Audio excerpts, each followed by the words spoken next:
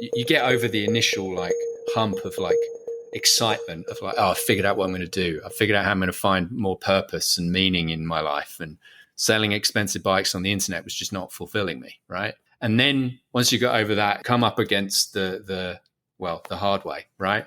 Like the realities of doing this. So, okay, this is a great idea. It seems like a really good fit, and I'm passionate about it. But how do I actually make a living while I'm doing this? You're listening to Choose the Hard Way with Andrew Vance, where my guests share stories about how hard things build stronger humans. This is the final episode of 2022, and I think you're going to love it. If you do, please pay it forward and send this episode to 5 friends. If you're new to the show, I've spent more than 25 years telling and shaping the stories of the world's top performers, brands, and businesses. I've held executive and senior leadership roles at the social network for athletes Strava and the human performance company TRX, and my byline as a journalist has appeared in outlets like Rolling Stone, Outside Magazine, the Los Angeles Times, and more. Today, I advise and consult with businesses and nonprofits on high-impact storytelling strategies, and I coach leaders to become high-performance communicators. If you'd like to work with me, DM me at HardwayPod or reach out to choosethehardway@gmail.com. I've been building Choose the Hard Way for more than 4 years, and for 2023, I've invested in making it bigger, better, and more frequent. Thank you for being here. Thank you for listening. Thank you for doing hard things, and thank you for helping me to grow this show. Wherever you listen, please hit subscribe, rate the show 5 stars, and forward this episode to 5 friends who would enjoy it. A growth mindset is helping other people reach their goals, and sharing this episode is a great way to do it. Thank you for the support. I'm also now considering sponsorships from mission-aligned brands to support Choose the Hard Way in 2023 and beyond. If that's you, reach out. We're revamping the newsletter, so be sure to sign up at choosethehardway.com to get a drop of insights from recent episodes every month. If you'd like to suggest a guest or say hello, you can DM me at HardwayPod on social or send an email to choosethehardway@gmail.com. Alex Palmer is the creator of the Blackdogcast, a cycling-powered mental health awareness podcast, and he's also a marketing executive at Heading Health, an Austin-based startup focused on integrated mental health care and psychedelic-based treatments. Alex is also currently pursuing a master's in the psychology and neuroscience of mental health at King's College, London. Alex has been an entrepreneur and a founder at the intersection of sports and business, and he's also worked on the agency side at AKQA, where he oversaw the Nike account, and IMG, where he worked for clients like Manchester United and the Rugby World Cup.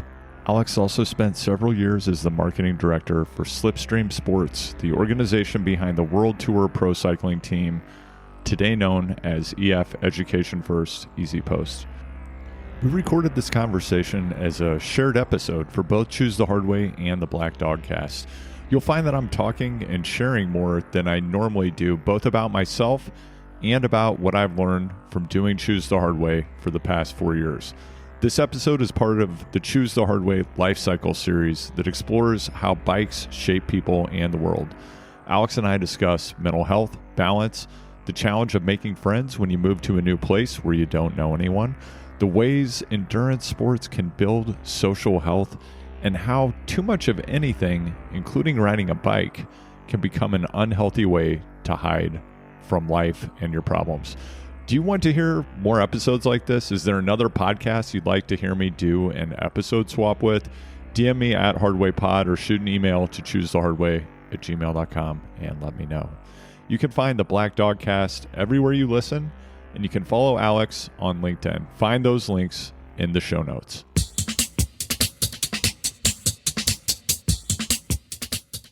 You accept the fact that you've got a problem and you start talking to people about it and you share it with your nearest and dearest. And that's, I think for a lot of people, that's the first stage in getting help.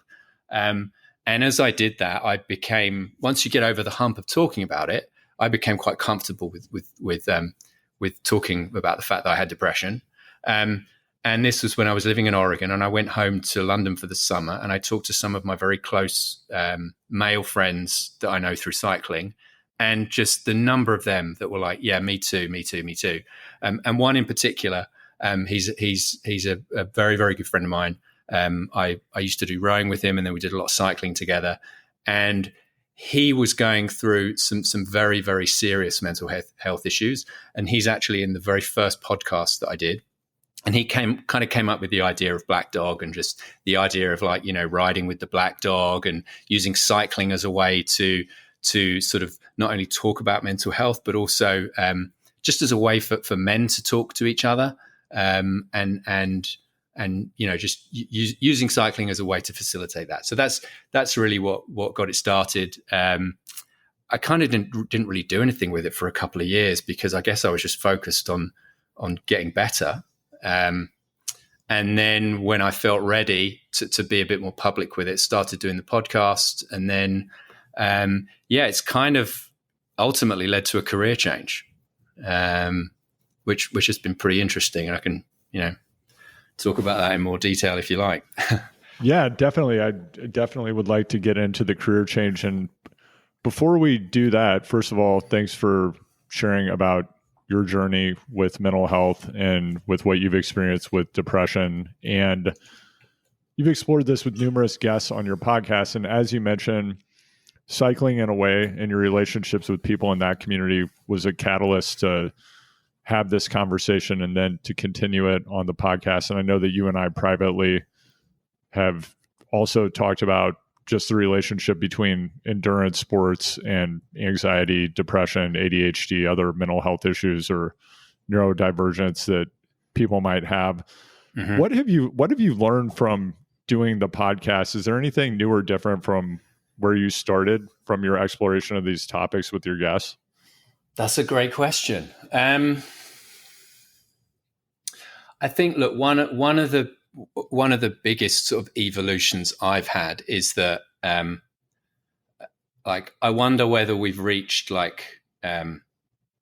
whether we've cracked the stigma element to it, but there seems to be there's a lot of talk about mental health issues, right? And even if you just look at it within cycling, there's more people talking about it. There's more athletes that are being open and talking about it. You go beyond the world of cycling.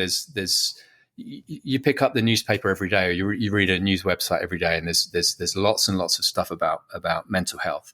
And I think one of the things that's changed is just realizing that maybe, the focus is not so much now on just talking about it and reducing stigma. Like, what are we actually going to do about it? Like, what can people do, like, in their lives day to day to confront these problems? And whether it's, I think there's still a lot of stuff around, like, going and seeking help, and people don't know how to go and find a therapist, and they don't know what to look for when they're looking for a therapist. And I did a podcast all about, I actually had my nurse practitioner on who prescribes me my meds, and we talked in detail about that whole process, because until you go through it, you don't know how it works. You don't know what the potential negatives are. So I think for me, the biggest thing is sort of, there may be needing to be more of a focus on action rather than just talking about it to reduce stigma.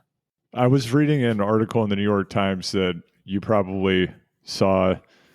It was sometime in the past week. There have been many articles on this topic, but just the quote unquote epidemic of loneliness among men as they age, and how difficult it is for men to find, form, and sustain friendships.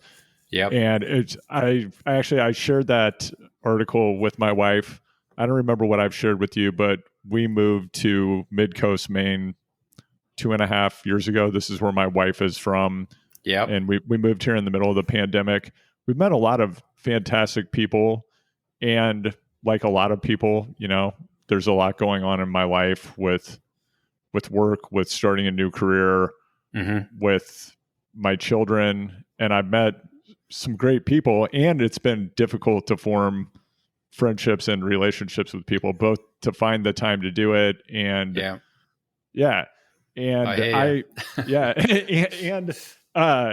I think that we may have this in common as well, that for me, throughout my life, a way that I've connected with people is through sport. I think a lot of men do that. And I've met a great group of people that I ride with throughout the summer. I rode with them most Saturdays. And now it's winter, and like they'll get together on Zwift. They do it at around 5:30 in the morning. I keep pushing them to do it at 3 a.m. To follow the inspiration of Mark Wahlberg. So far, no one has been. That's a bit early for my taste. Now that it's winter, I'm like, okay, I'm still in this trajectory at the beginning of this trajectory, even a couple of years into it, of connecting with people, of making friends. And just saying it out loud and saying it on my podcast I feel vulnerable saying that, but it's tough, right? Yeah. And I know that I have a lot of privilege, and I have it much better than a lot of people. That some people just like, they don't have any friends, or they don't have any way to connect with people. Yeah. Yeah. This is, people don't talk about this, right? This is so common. And I am going through exactly the same thing right now. Like, we moved to Austin in February. I'm also fitting that pattern of moving somewhere where my wife is from, right? I look at all the friends I made in Ashland. So we were in Ashland, Oregon, small town in Oregon for 6 years. Most of my male friends there were expats, right? There was a group of like 3 or 4 Aussies, a South African guy. So we obviously clicked over that. All of those guys moved there because their wives' families were from Ashland. Like, we didn't. We moved there. Both of us moved there, and it was a new place. So this happens so often, and people don't talk about it, where men follow their, I think a lot of it's related to kids, right? You have kids, wife wants to be near the family support. That's all great. And community is super important. But what do men give up to go do that? Like, they give up their friends and their social network. And then, you got a busy job, you got a couple of kids. It's harder to make friends when you're in your 40s, right? And this is probably a major contributor to the stats you read about this loneliness epidemic. And I think we're fortunate to have communities that we can drop into wherever we are, right? And so, in Austin, I've done some cycling. I'm not really super serious. Decided to get back into rowing instead, but it still takes a long time, right? And it's not easy. Yeah, it's definitely not. I read another stat. I would have to fact check myself. I believe this to be accurate, though, that it takes about 60 hours of focused one-on-one time with another person to form a meaningful friendship with them. So there's a large time investment in getting to know somebody, which is awesome. It's a fun thing to do, and it's a real gift to be able to make a new friend later in life.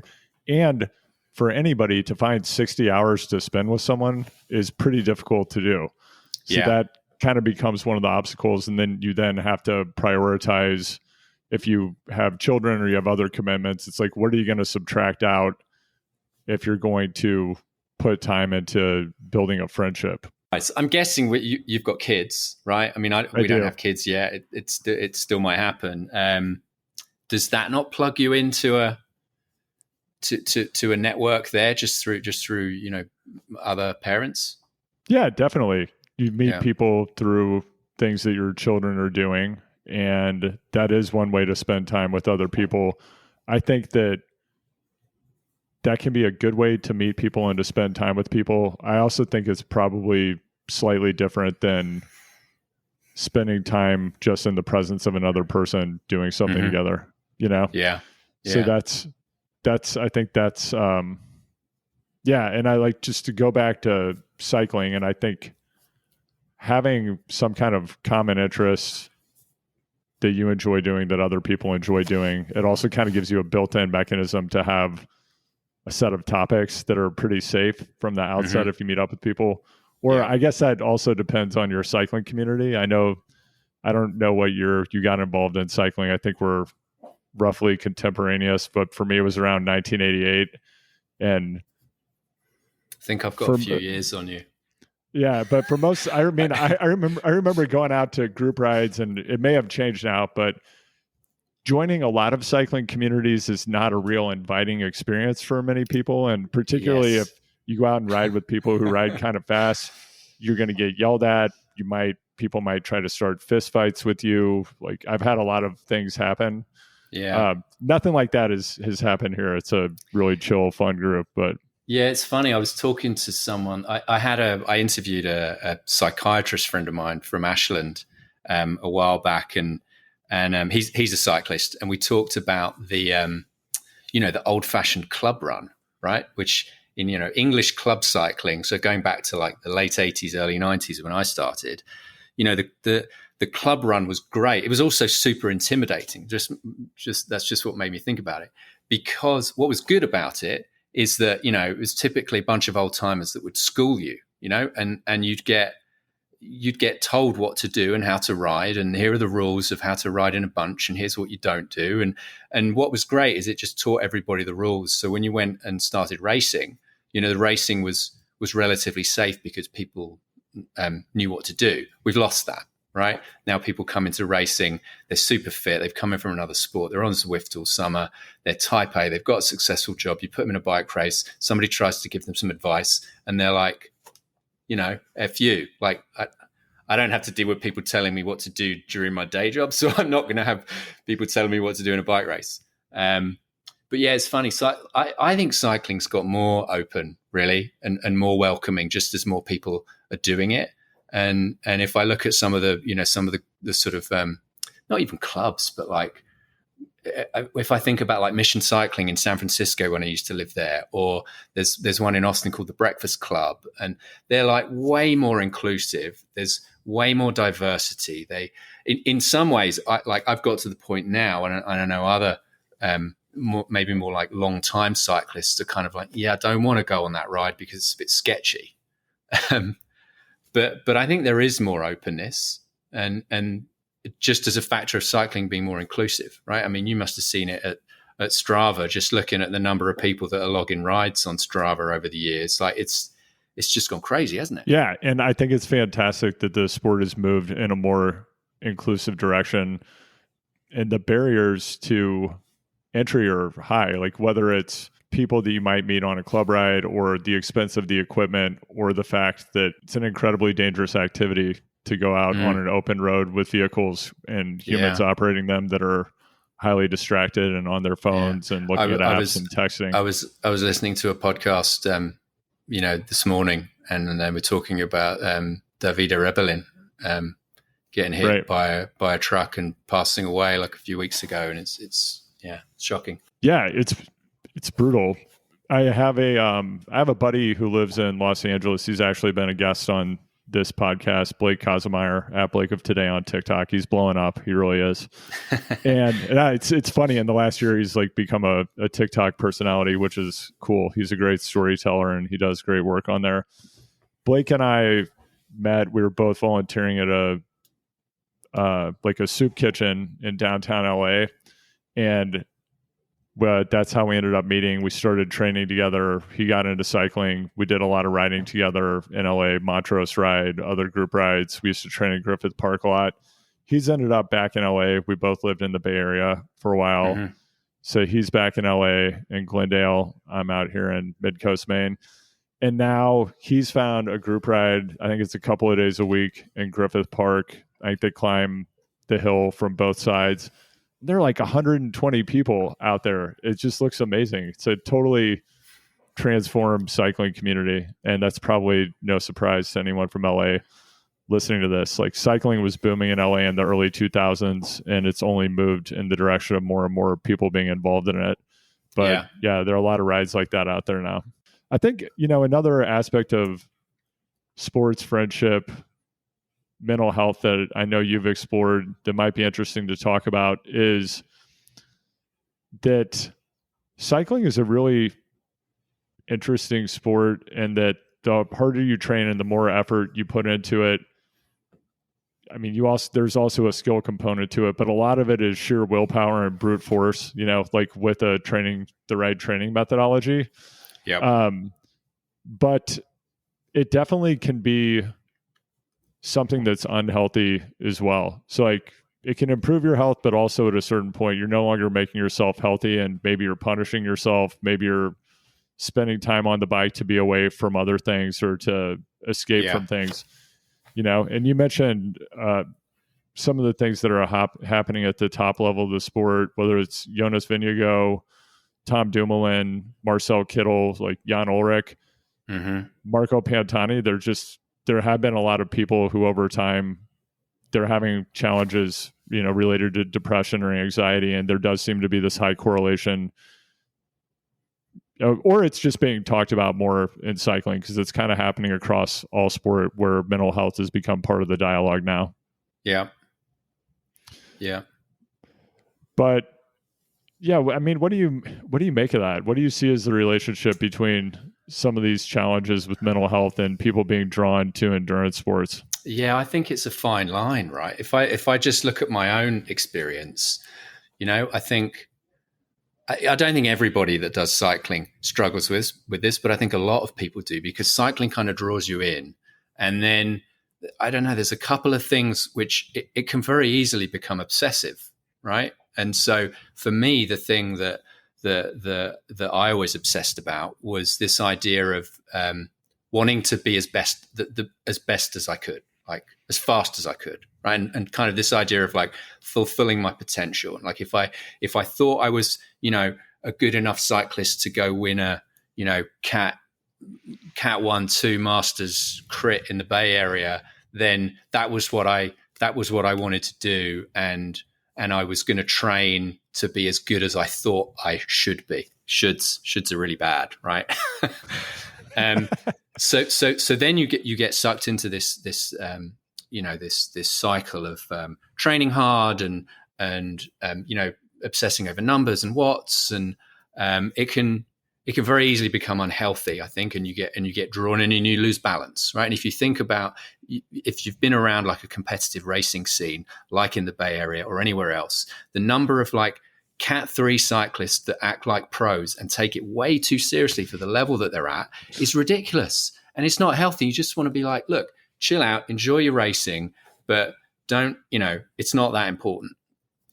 And I think the other thing with cycling is that it is so image based that there's this culture of like looking pro, right?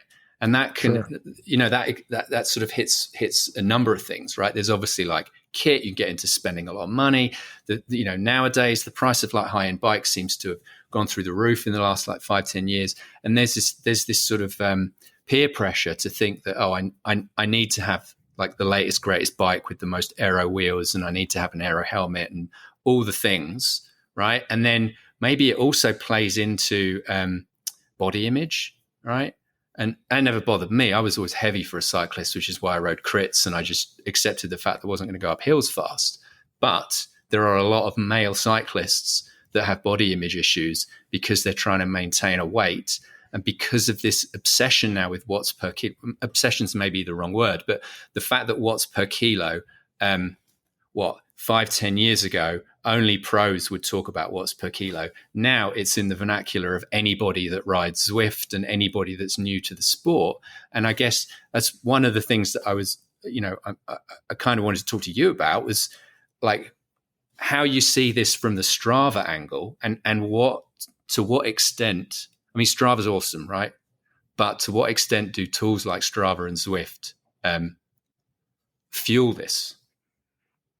Yeah, that's a great question. I was thinking about this very recently, actually. I had COVID 4 or 5 weeks ago and took a lot of time away from the bike, which is totally fine. I'm just thinking like it actually, it bothers me when when I'm not physically healthy enough to be active, because for me, it's very important for my mental health, particularly here in the middle of winter. Like I want to go outside, even if it's 0 degrees. I want to walk around and get some sunlight and engage with the world. And I do enjoy Zwift. It's something I've really gotten into the last couple of years over the winters here. Mm-hmm. When I lived in the Bay Area, and, I lived in California for 25 years. And when we moved out here, it was a little bit different because even in the Bay Area, a lot of people don't know this who don't live in the Bay Area. It can get chilly there, and there's quite a bit of rain, particularly in, January, February. But for me, I was always the kind of cyclist, I'd, put on another layer, put on the booties and the Gore-Tex jacket. I'd go ride in a downpour for 4 hours, anything to not get on the trainer. That changed for me when I got here. And then I'm still trying to figure out physically how to be comfortable sitting on a trainer for a long time. Like, is everyone around me lying? Are they actually comfortable sitting on Zwift for, hours? But for me, it's not super comfortable. And having had COVID, having been inactive, I put on a couple of pounds, which again, it's fine. My wife was like, you know what? Thank God you put on a few pounds because you didn't look very good. Mine said that too. Mine said exactly the same thing. Yes. Yeah. She's like, you look so much better now. She's like, your face, you look the way you should. You don't look so gaunt. And I mean, I was thinking I wanted to look more gaunt, actually. I don't think I was gaunt enough. And yeah, so I know kind of like what my target weight is on Zwift and like the watts per kilo I can put out. So I'm like, okay, I want to weigh about this much so that I can ride in this category of race on Zwift. And because I find that to be fun. And it sounds like you're a much higher level cyclist than I was on the road. But I still maybe like was like this was a while back. Yeah. But that's part of what I enjoy the most on Zwift is racing. Like I find that to be really fun and motivating. And I don't really care if I win. It's very similar to the dynamic of a group ride. And I enjoy riding with a fast group. So I am actually more conscious of watts per kilogram than I ever have been because I do the math. I'm like, okay, for me, it's about if I weigh 80 kilos and can stay at that weight, then I can ride in the races I want to at the speed I want to. So after COVID, I put on probably 6 or 7 pounds. There you go. Like my watts per kilo math was blown. And something I did recently is I've started to have a bit more aerobic fitness after COVID because it really kind of took away all of my fitness. And, thankfully that was the worst of it for me. I didn't have worse outcomes. But yeah, once I got back on Zwift and just pedaling around wasn't that interesting to me. I was like, okay, can this still be motivating and fun for me, even if I'm not competitive at the level I want to be? And so I dropped down another category in the Zwift races.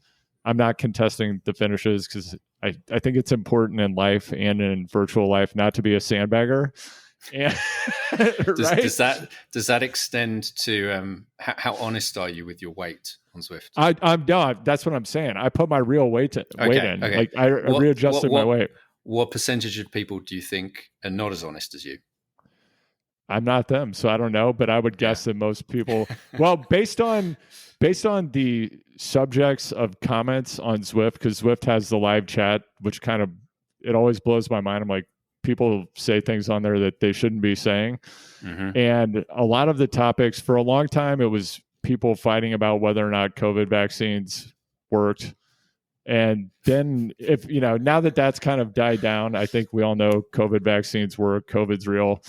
And now it's back to the old Zwift dialogue, which is just anyone who's getting beaten. It's just like this stream of typing about how that person's cheating, someone flagged them, blah, blah, blah, blah, blah. And I just think, hey, if you can type, you should probably be riding your bike harder and like worry less about whether or not someone else on this make-believe game is cheating. Yeah. But what do you think, Alex? What do you think the impact is of people, having all this access to biometric data? Because I find it to be really motivating, and my strategy is just as my performance changes, just adjust my target, and that works well for me. But I'm not. Yeah, I don't find it motivating because I'm kind of like I don't want to get involved. Okay, and that's just more because of like where I'm at with my, I guess my sort of relationship with cycling and my need to let go of it a little bit and really try and just ride my bike for fun and not for performance. And that's been something that's been really hard for me to do. And maybe it's made harder by the fact that now there are like, it's almost like as I'm tapering off and not taking it so seriously, everyone else is going the other way. Right. Sure. Because so many new people are coming into the sport. They're getting fitter faster because they're riding Zwift. And they're way more tuned into performance and training and equipment. And, they can jump on there and do like a 6-week, highly structured training program. And I just look at it with I got a really close group of male friends back in London who I went to university with. And I was always the cyclist. I was the cyclist, and then I was a rower. Those guys, a lot of them were sporty, active. They played football, whatever. And then they've all lived in London since then. Last 10 years, they've all got into cycling. And most of them, they now kick my ass when we go out for a ride. And to begin with, I'm like, hold on a second, I'm the cyclist, right? But I've let it go. But that's a great example. Like totally new to the sport, 5 years ago, and now they're on Zwift all winter and they're crushing it. And it's, I don't know. I think you just have to figure out if that's right for you or not, I think. And also, I think you have to be able to have a healthy relationship with it. And if that is good for you and you get a lot of positive out of being that competitive and into it, and there are no negatives, that's fantastic. But I think that, it's a slippery slope to start to have an unhealthy relationship with it. Yeah, absolutely. I'm thinking about something you mentioned related to group rides. And I think that there are a lot of unintentional second and third order consequences of people potentially over rotating on the quantitative side of cycling. And specifically what I have observed, and I don't know if you've ever been in a group where this is the case, but if people haven't had the opportunity to learn how to ride a bicycle on a road or with a group of people, and they've engaged a coach or they've used some kind of training program on Zwift or in other places, or they're just highly competitive and quantitatively oriented, and they're always about charging up a hill. Yeah. And that does seem to be, there does seem to be something innate in humans about going fast up hills. It's just something people like to do, I think.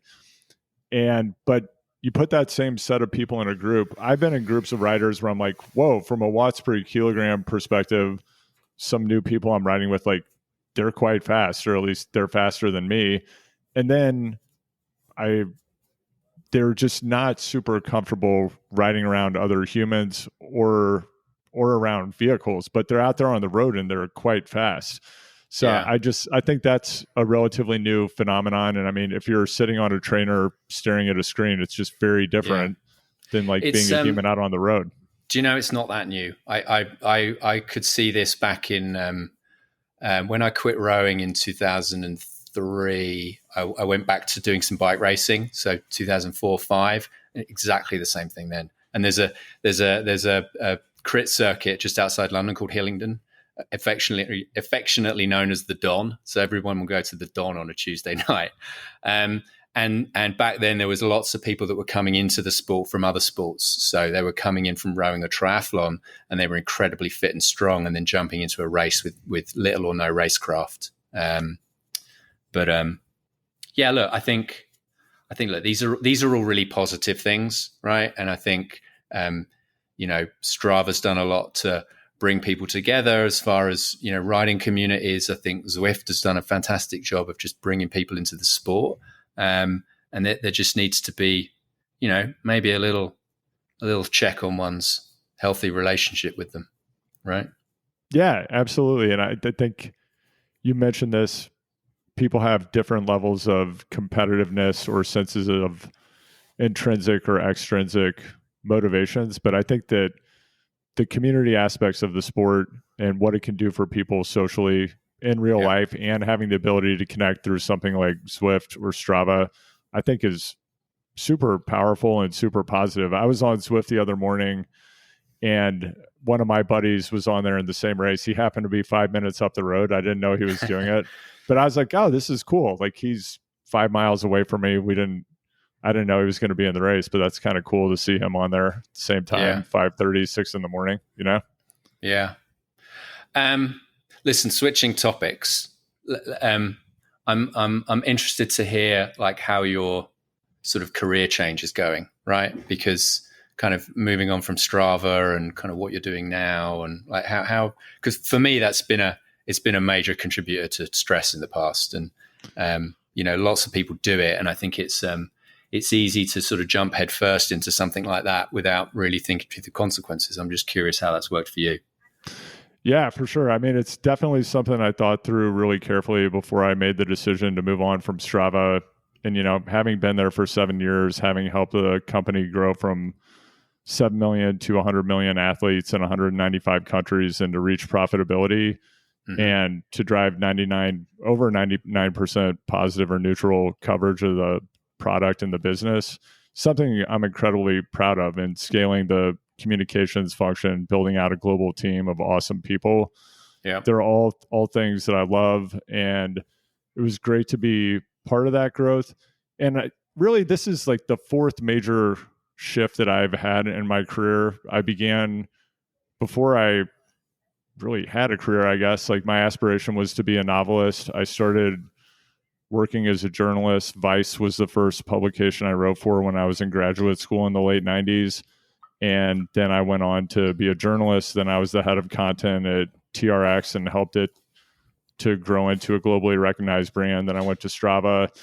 And it feels very natural to me to take big leaps and to take big risks, because I've realized over time, while that can be scary, that's who I am as a person. And that's where my curiosity, continual learning, and desire to grow has always taken me. And expanding Choose the Hard Way, growing the podcast, has been something I've wanted to do the whole time that I've been doing it. I launched it in 2018.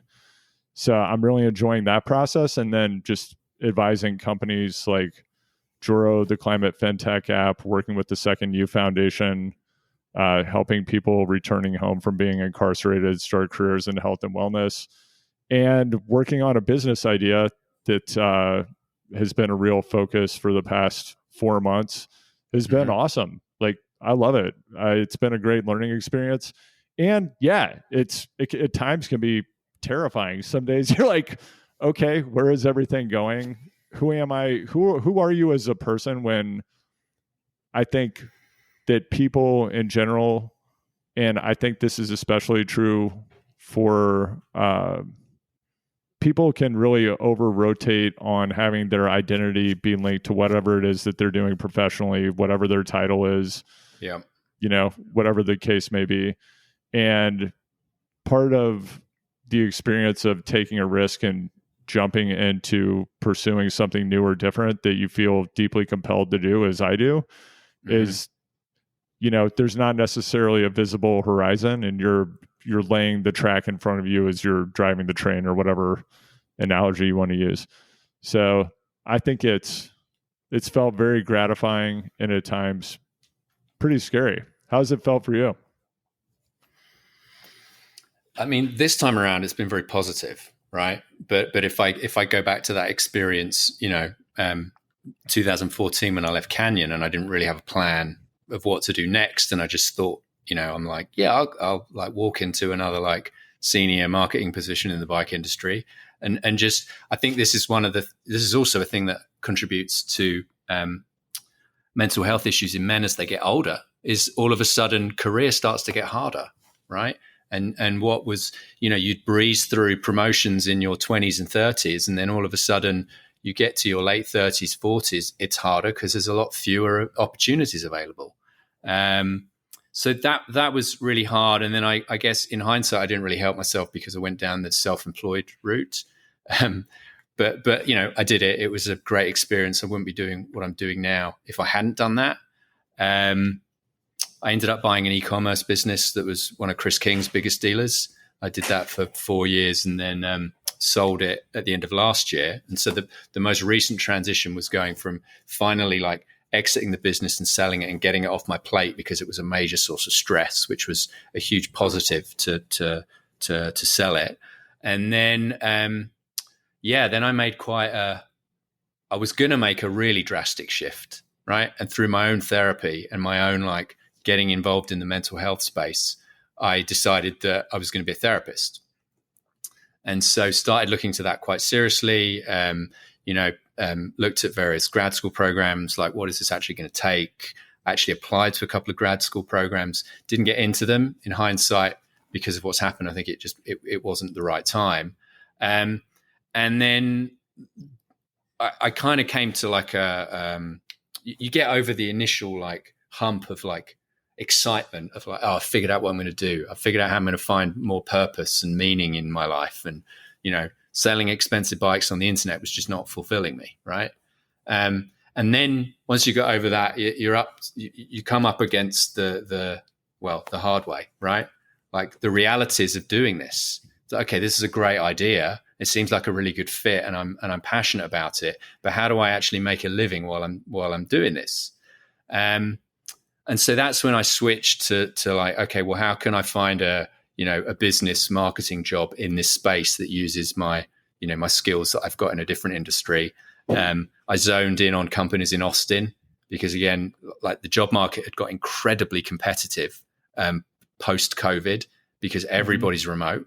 So every job you're going for, just, the number of applicants is way more than it used to be. So I was chatting to a very good friend of mine in the Bay Area, Peter Anton. He's listening. He's like, look, mate, focus on what you've got that's unique, right? You're in Austin. So then I kind of zoned in on companies that were in Austin in the mental health space. And I just hit up a few of them cold. And the one that I ended up working for, Heading Health, one of my now colleagues, I just hit him up on LinkedIn and I was like, look, I'm interested in learning a bit more about the space.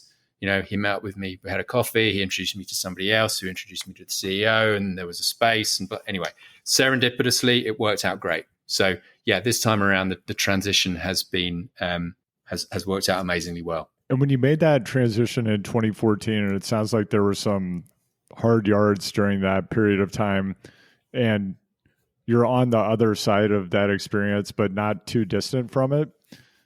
Were there any challenges that you faced that seemed incongruous with your sense of where you wanted to grow as a professional or your personal sense of identity, that now that you're in this new role, in this new phase, actually feel like they benefit you or are lessons that you're carrying forward with you?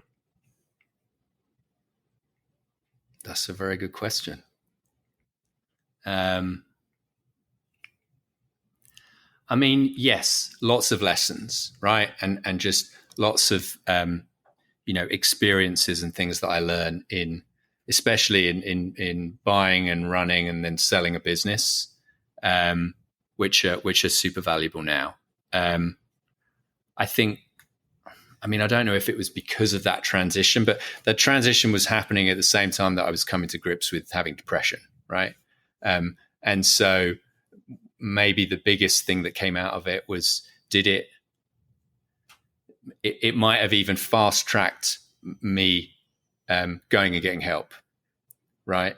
Because I think a large part of depression is environmental. Okay, there's probably a biological component for a lot of people. I think with me, there is a biological component. My mother suffers from similar things, but then you magnify that with environmental factors, which make it much, much worse. And so for me, those environmental stressors were worries about career and money and purpose in life.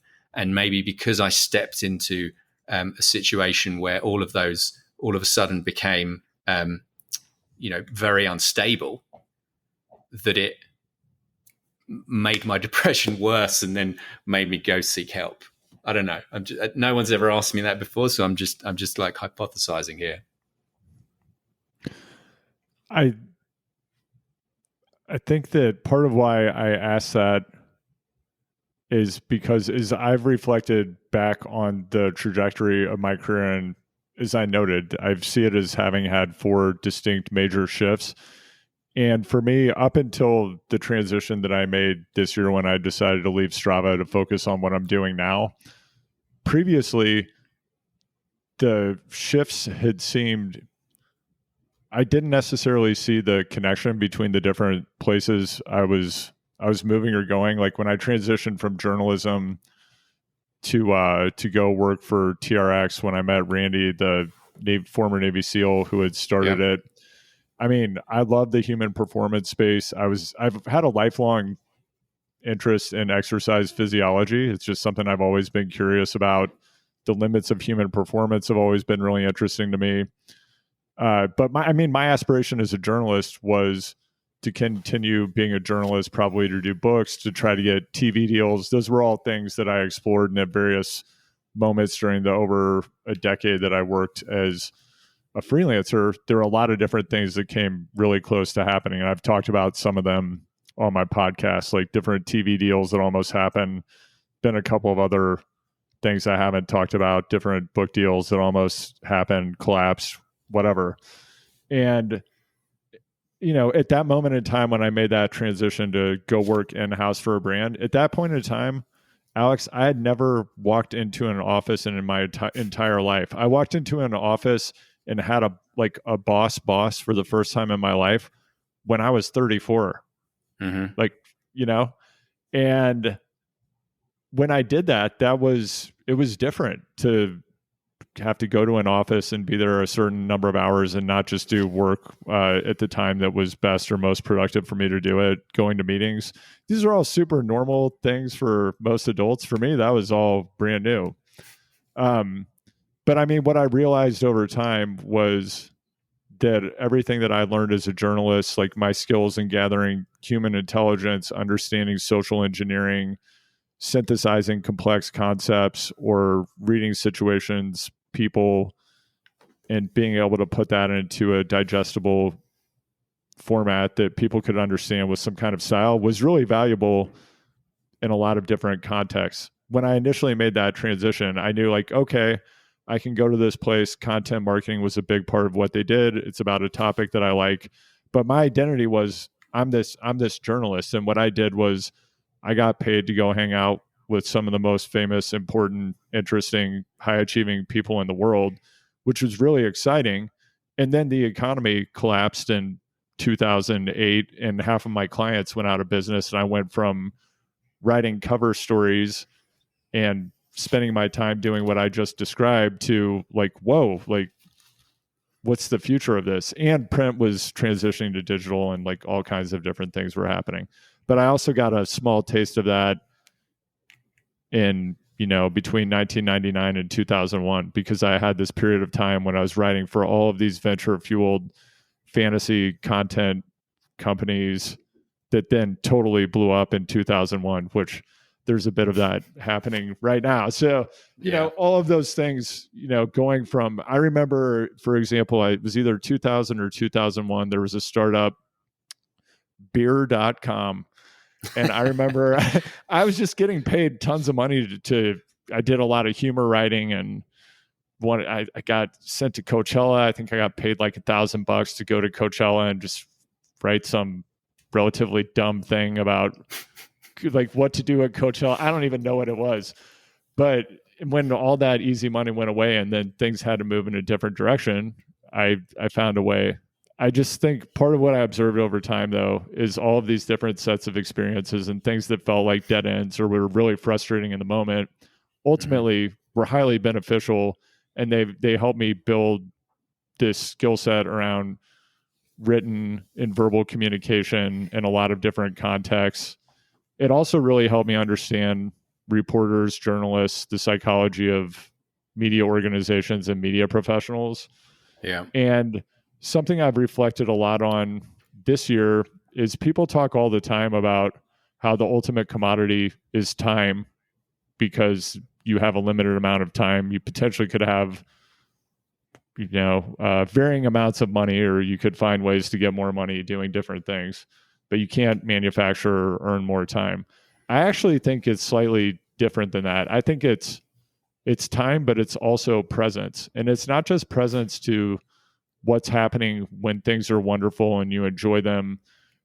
I've been thinking a lot about when I'm trying to grapple with a new concept or do something new and starting a business, and there's maybe frustration or tension, or there's friction in doing that thing for the first time.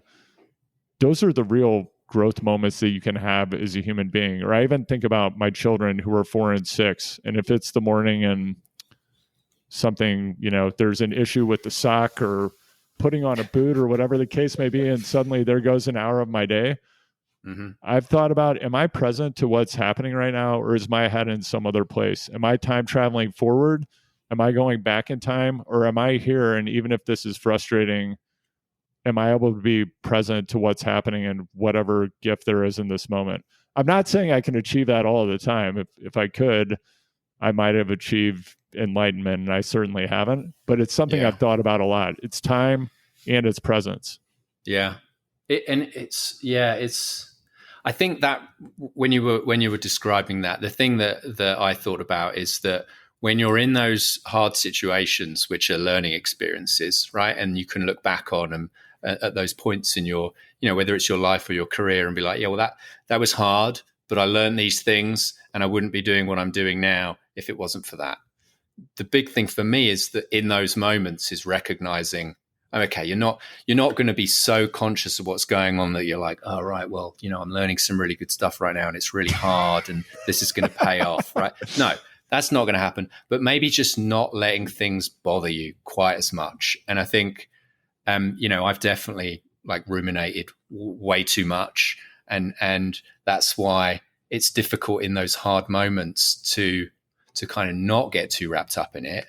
And maybe it also, I think it comes down to, like you said, being present, right? And that's huge for kind of getting out of your head and not excessively worrying about the past or the future.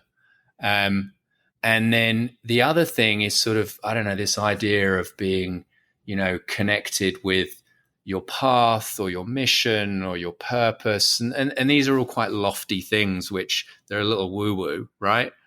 But it was only when I really started to think about these things that good things started to happen, right? And the idea of manifesting might seem crazy to a lot of people, but I think if you don't have to do much of this, and you don't have to go full on Buddhist or anything, right? But I think just with a little bit of some thought, some presence, some thinking about what am I what's my purpose? What am I trying to do other than, make money, have a job, whatever, have a nice car? I think you can kind of trust that the right things are then going to open up for you, right? And just like with your TRX scenario, right? I'm sure you walked into that office and you're like, what the fuck am I doing here? I've never worked in an office before. They were probably like, yeah, we got this guy. He's a fucking journalist. He's going to write all sorts of badass shit about TRX, right? They hired you for a reason, right? Yeah, completely. And in fact, yeah, I mean, yeah, you're exactly right. And, I don't know if you had this experience, but I am curious, between 2014 and starting to do what you're doing now, did you have some sense of, oh, there's some idealized trajectory or path that my life should be on, and it's moved in a different direction, and maybe it should be this different way?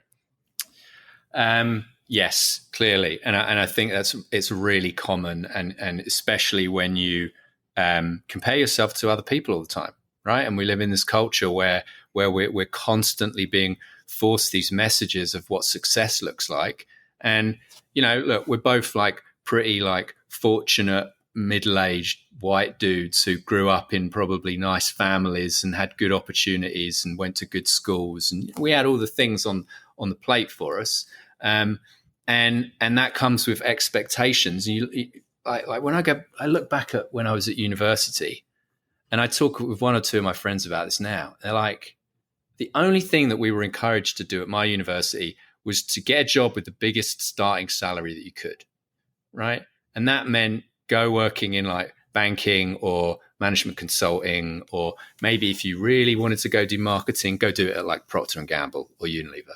That's it. There was no help you figure out what's going to make you happy, or how can you find a balance between fulfilling some career aims and being happy and fulfilled, and then you get into your career, and I think the same thing happens, right? And yeah, during those times when I wasn't having much luck, and I was applying for jobs and getting absolutely nowhere, and it was destroying my self-confidence and this feeling of thinking I was owed something all the time, I should be getting that VP job there. If you go into it with expectations, right, and then you don't hit those expectations, and maybe those expectations are unrealistic in the first place, and they're fueled by this this sort of pressure you feel to live up to expectations, because people expect you to have like, a fancy job title, a nice house, a nice car, whatever, we're surrounded by it. It's so hard to try and break away from that stuff or not get sucked into it in a bad way, Yes. And I'm thinking how awesome it is that Sam just walked into the room because I'm having the opportunity to practice the concept of presence. Yeah. Because this isn't what I thought was going to happen in this moment. I thought I'd be having an uninterrupted conversation. It's about perfectionism, right? It doesn't need to be perfect, right? And I think a lot of us out there, we strive to be perfect. It's like, no, like just, get shit done and get it out into the world and move on to the next thing. No, completely. I also, what you mentioned about your experience at university, I'm going to disclose for the first time that I believe it was my sophomore or junior year. I interviewed for on campus at my school. I went to a state school. I went to the University of Missouri for undergrad. And like there were the big summer internships to get were either at a Big Six accounting firm or it was the Procter & Gamble marketing internship. Yep. And that's exactly the same as my uni.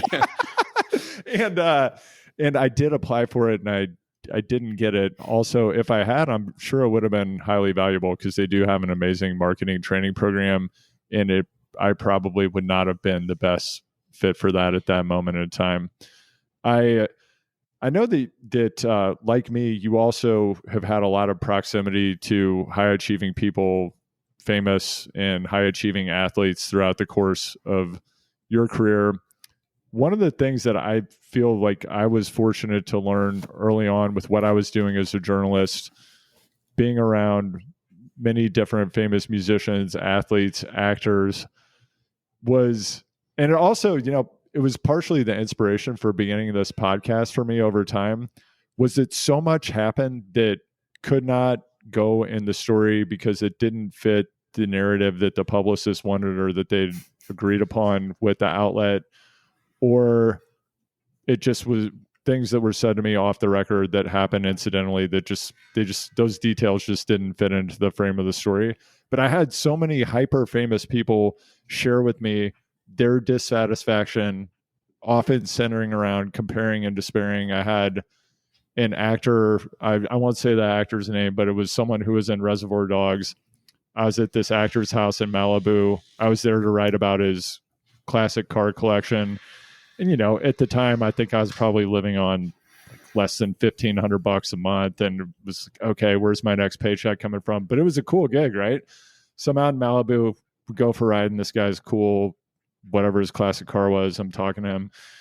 And he's like, yeah, the whatever movie he was in. He's like, yeah, I'm glad I'm in this movie, but I don't understand why, like, I'm not getting these other roles and like why I'm not the leading man and like on and on. And I was just like, you appear to be a multimillionaire. You have this sick house on the beach in Malibu. I'm here to write about your expensive things.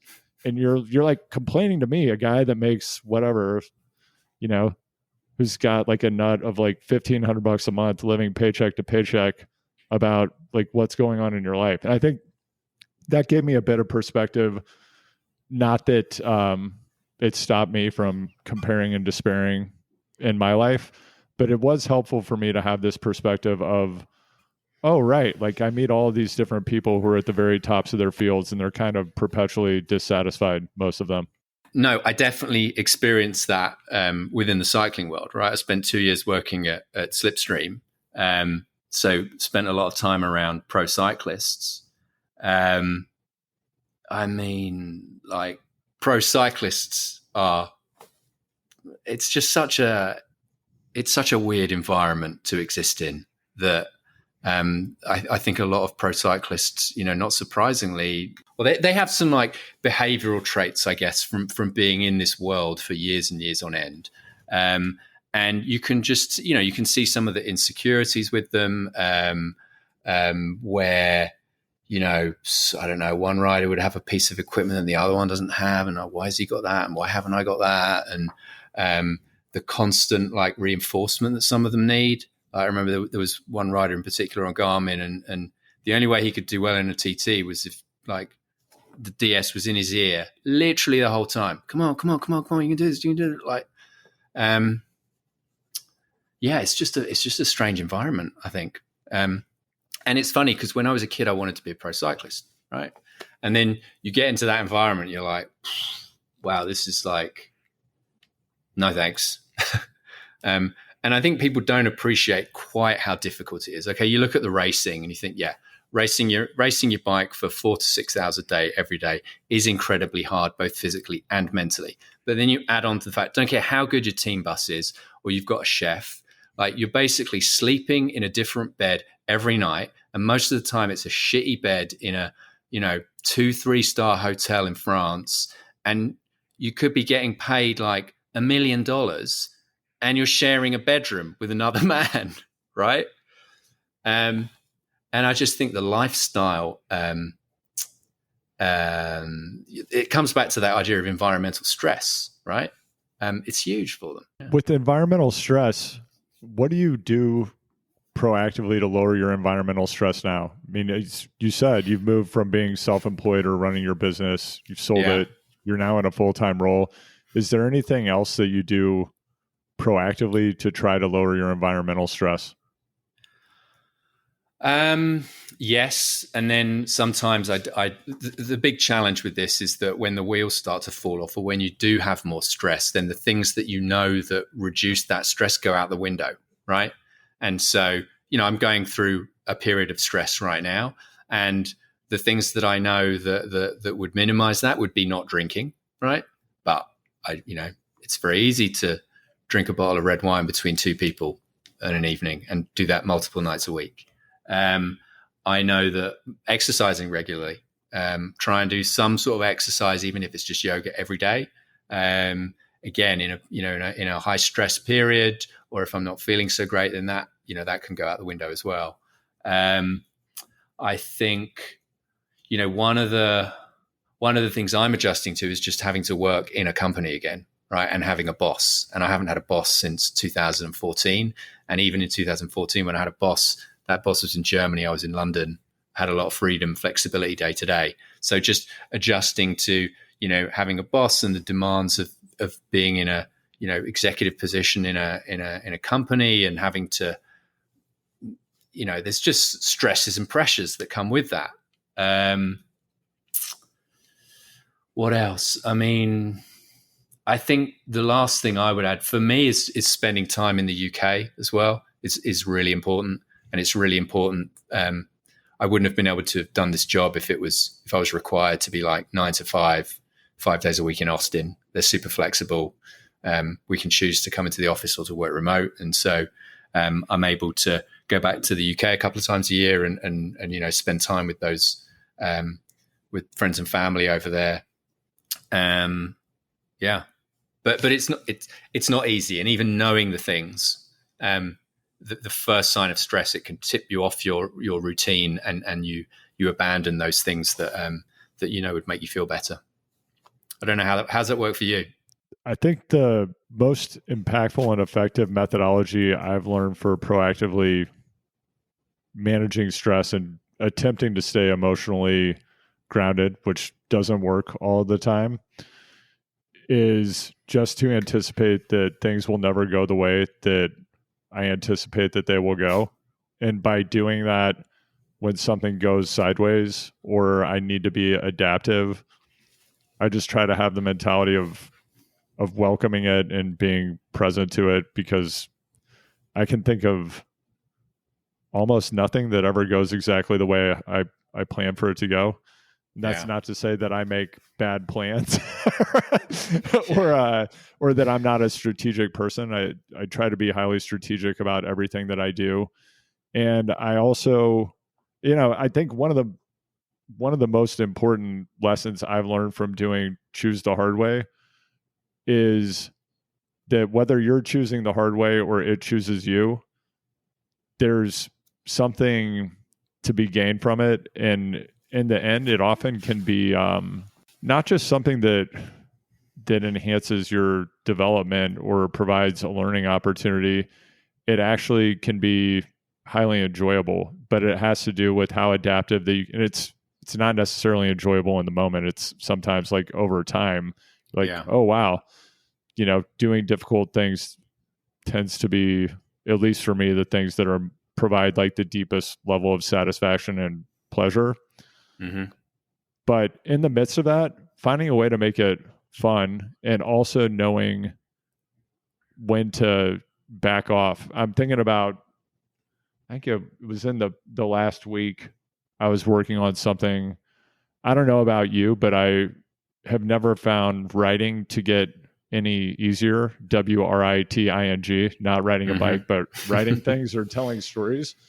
And I consider myself to be highly proficient at it. I've spent more than 25 years doing it at this point. And sometimes it just flows, but a lot of the times it doesn't. And hammering away at it is what you have to do sometimes. But there are also times that you need to step back and be a bit more gentle with yourself. Yeah. So I was having a difficult time working on something. And instead of hammering on it, I have another desk next to this desk. It's got my DJ set up.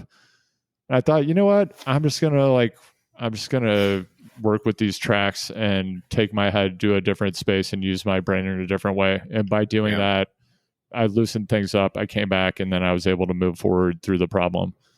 Yeah. What sort of music you playing with? Techno. House music? Techno? No, techno. Like proper techno. Okay. Yeah, proper techno. Yeah. I'm more on the, well, I had some 1210s back in the day and my thing was sort of like 90s house music and deep house and loved Masters at Work, all that sort of stuff. If that rings any bells. Yeah, definitely. I am a fan of many genres of electronic music. I most enjoy techno, and that's what I enjoy spending the most. So, are you vinyl or all digital now? I used to have a set of Techniques 1200s, not anymore. Do you regret selling them? I mean, it would have been great. Just, things change. I mean, actually, that is a point of personal identity, and that was a moment of transition when I moved from LA to the Bay Area. Mm-hmm. I just knew I wasn't going to have space. It wasn't practical to drag around a coffin with turntables and like to have a sound system, which I was able to do in LA. And then, I just shifted to, I didn't really mess around with music in that way for a while. And then I got another digital controller and have had fun. Look, this is a great example of doing something which uses your brain differently. And that being a great way to, to unwind or take your attention off something or just to unplug and do something different. And I can imagine just going from like sitting in front of a screen and writing or sending emails to mixing some music, or it could be going outside. Like I do a lot of like work with my hands, right? And remodeling the house and, working with wood and things like that. It's a similar sort of thing. It's just tunes your brain into something completely different. It's a great way to unplug, I think. Yeah, completely. When I go DJ at this desk that's right next to me, I do sometimes yearn for the 1200s because I don't want to look at a screen. And I think I would DJ even more if it didn't involve opening Serato. Yeah. And then it's also why I used to produce electronic music. I don't really do it anymore because I'm like, man, do I want to spend another 2 or 3 hours a day looking at a computer screen and clicking on tiny things or twisting knobs on a controller? And the answer is no. Like I've wanted to learn Ableton for as long as Ableton has been around. And instead I'm producing on the same software that I was using in like 2000, 2001, if I'm ever doing it. Yeah. Yeah. Well, I'm looking forward to when you put a techno outro on this podcast episode. How about that? You know what? This might be the episode when I do it. This could be the one. So Alex, speaking of transitioning into different experiences, I'm going to need to go transition into being a parent. Being a parent here in a moment. The call to adventure arrived when Sam entered the room, and it's nearly time to go. But if people want to learn more about you and the podcast, where should they go?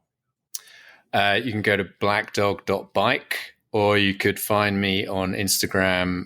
It's just AJM Palmer on Instagram. Excellent. And if anybody on the mental health side is curious what I do for my day job, it's a company called Heading Health. So I'll give them a plug. We do it's kind of full sort of collaborative mental health care, therapy, telepsychiatry, and some quite interesting ketamine-based treatments.